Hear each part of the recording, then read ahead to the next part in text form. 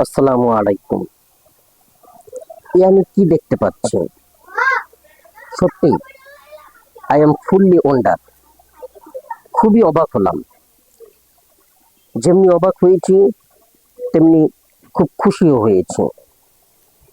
ধন্যবাদ বিএনপিকে। বিএনপি কি করেছে একটু শুনুন।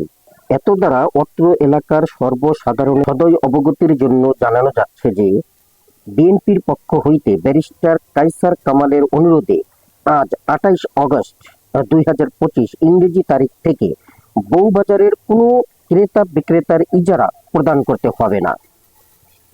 কাউকে কোনো প্রকারের খাজনা বা ইজারা না দেওয়ার জন্য সকলের প্রতি অনুরোধ রইল।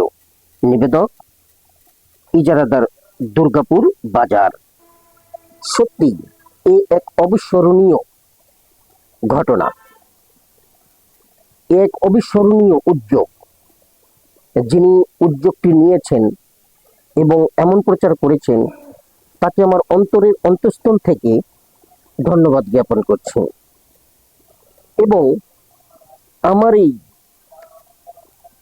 জ্ঞানের আলোকে, আমার যতটুকু জ্ঞান আছে, আমার এই ক্ষুদ্র জ্ঞানের আলোকে আমি আপনাদেরকে কনফার্ম করতে পারি, আপনি যে উদ্যোগটি নিয়েছেন, এই ধরনের উদ্যোগ যদি সমস্ত বাংলাদেশে আপনাদের বিএনপির যারা যারা আছেন, অঙ্গ সংগঠন যাই বলুন না কেন, অর্থাৎ সমস্ত বিএনপির নেতা কর্মী যারা আছেন, যেখানে যারা আছেন সমস্ত বাংলাদেশে, যদি এমন উদ্যোগ সমস্ত বাংলাদেশ থেকে নেওয়া হয় এবং যারা যারা চাঁদাবাজি করে তাদের বিরুদ্ধে যদি আপনারা এইভাবে রুখে দাঁড়ান, ফুটপাতে যারা বিজনেস করে তাদেরকে যদি আপনারা আরো প্রোটেকশন দেন যে না, এটা সরকারি জায়গায় আপনারা বসেছেন, এখানে কেন বিএনপির নেতা হোক আর সে জামাতের নেতা হোক, যেই হোক না কেন, তাকে আপনারা কেন টাকা দিবেন?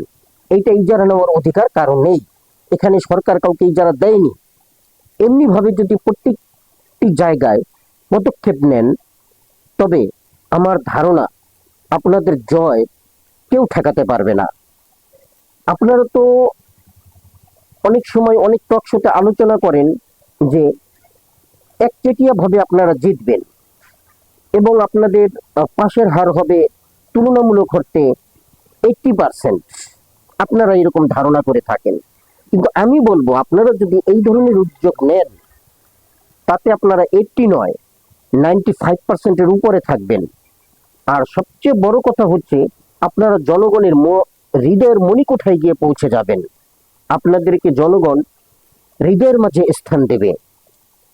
যেমন ডাক্তার মোহাম্মদ হেলাল উদ্দিন বলেছেন, ক্ষমতায় আসার আগেই যারা পাথর খাচ্ছে, ক্ষমতায় গেলে গাছপালা পাহাড় পর্বত কিছুই থাকবে না। এটাই বিএনপির প্রতি সঠিক ধারণা এখন পর্যন্ত মানুষের আছে।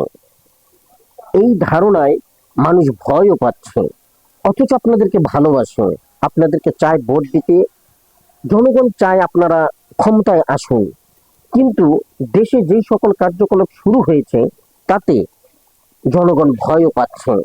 আর এই ভয় ভীতিটাকে কাটানোর একমাত্র পন্থাই হচ্ছে এই ধরনের উদ্যোগ নেওয়া।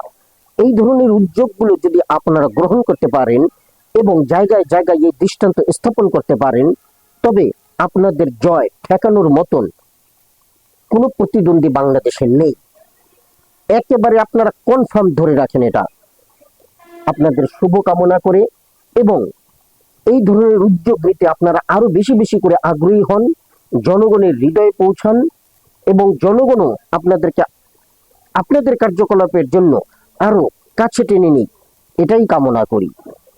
আসসালামু আলাইকুম।